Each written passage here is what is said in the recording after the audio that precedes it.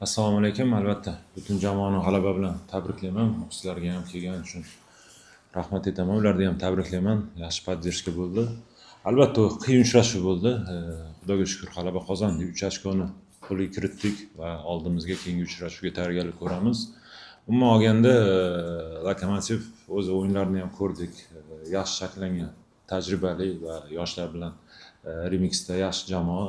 O'yin tarafdan ham har tomonlama qiyin uchrashuv kutayotganini bilardik, bolalarga ham tushuntirdim. Shunaqa ham bo'ldi, albatta biz kerakli joyda bosim qilib gol urdik. Qolgani albatta Lokomotiv ko'proq hujum qilishga harakat qildi. 2-0 dan keyin Xudoga shukr oxirigacha olib bordik. O'ylaymanki, keyingi uchrashuvga tayyorgarlik ko'ramiz. Oson o'yin bo'lmadi, no, prinsipi rezultatga o'ynadik. Bu o'yinda ham keyingi uchrashuvga tayyorgarlik ko'ryapmiz. 3 ochko qo'lga kiritish, uni qanaqa kiritish, albatta kerak paytda himoya ham qilyapmiz, kerak paytda ham hujum qilyapmiz. Hamma narsa balans bo'lishi kerak. Albatta raqibdan ham kelib chiqib, o'yinga tayyorgarlik ko'ryapmiz, qanaqadir reja tuzyapmiz har bir o'yinga. Xudoga shukr normal. Prinsipi albatta bugun maydon baribir holati yaxshi basida o'zi bizga ham ularga ham albatta to'sqinlik qildi. Shuning uchun bugun ko'p to'psiz harakat qilishga to'g'ri keldi. Risk kamroq qilib kontratakada prinsipi boshida o'zi yaxshi kirdik, gol urdik va undan keyin yana bitta gol urdik. Shu bilan o'sha o'yinda o'sha kutdik vaziyatlarimizni. Lokomotiv ham yaxshi harakat qildi. Kim men Ilish bilan biz to'g'risini aytsam, hali Paxtakordan beri, anchadan beri biz tanishmiz. O'shanda Fispalga bo'lib kelgan, terma jamoaga kelgan, menimcha esimda hozir aniq emasam, anchadan beri taniymiz. Albatta, keyin har doim jismoniy murabbiy bo'lgan, keyin murabbiy, asosiy murabbiyga o'tgan. Albatta, ancha qo'shgan, ancha tajriba tarafdan har taraflama ham даже ana bu o'yinga tayyorgarlik ko'rayotganimda ham baribir shu 4 ta o'yinni ko'rdim. Ko'p narsalar ishlanganini ko'rinib turibdi. Jamoa o'ynayotgani hamma taraflama. O'shaning uchun yaxshi murabbiy. Albatta har bir murabbiydan даже har bir analiz qilayotganimda o'zim uchun nimadir olib qo'yaman, qarayman. Shuning uchun Mirkaga omad tilayman. Yaxshi murabbiy har tarafdan. O'zi necha yillardan beri stabil o'ynaydi. O'zi Lokomotivda birinchi chempionlik ham menimcha Mirka bilan bo'ldik. Shuning uchun men Lokomotiv unga vacha begona emas. Jamoa ham o'zi ko'p yigitlar hammasi o'sha Lokomotivda o'ynab ketgan, kimdir haligacha o'ynayapti. O'shaning uchun jamoa har taraflama kuchligini bilardik, qiyin uchrashuvligini. Nimaga desalaring, ichdagi muhit ham bilamiz yaxshiligini va ish ham to'g'ri yo'ldaligi uchun. Batda hech muomala joyi yo'q. Har bir murabbiydan men kerakli narsa olaman. Mirkadan ham kerakli narsalardan, albatta jismoniy tarafdan ham, o'yin tarafdan ham ko'p narsani baribir ko'rganman, olganman.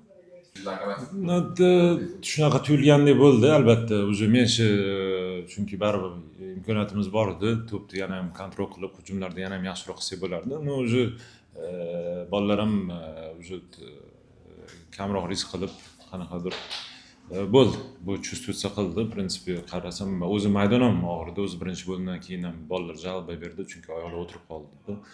Ana pochva yaxshi ushamayapti, ketib qolishgan vaziyati bor edi. O'zi o'yindan oldin ham o'zi aytdik, o'sha Olimpiskada o'ynaylik, maydon yaxshi deb fikr bildirdik. Buni qabul qilishmadi. Ikkala jamoaga ham yaxshi bo'lardi bu narsa. Lekin qayerdadir epizodlarda bo'ldi va 2-0 dan keyin baribir Lokomotiv katta kuch bilan tashlangani ham baribir qayerdadir ana bo'lgandir. Biz bilardik, qayerdadir kontratakada ushlasak bo'ladi. Qayerdadir o'xshadi, qayerdadir o'xshamadi. Ikkinchi bo'limda ham bir ikkita chiqishlarimiz bo'ldi. Prosta yana bitta urganimizda Lokomotiv to'xtardi. Lekin ularda ham yaxshi hujumlar bo'ldi. Qayerdadir o'tkir, qayerdadir himoyachilar yaxshi o'ynadi. Prinsipi 2-0ligi balkim bolalarda baribir qanaqadir xotirjamlik ruhini berdi. Hatto men o'zi ko'p nervt qildim, chunki epizodlar bor edi. Hatto biz to'pga harakat qilsak bo'lardi. Mayli, o'yindan kelib chiqib bolalar harakat qildi. Ularni rezultatni oldik. O'zi ikkinchi bo'limda ham ozgina o'zgartirish qildim taktikasiga ham. Chunki prinsipi Lokomotiv aytyapman, har tarafdan har bir anaqa joylashuvda ham, o'yin uslubida ham qiyinchiliklar tug'diradigan komanda.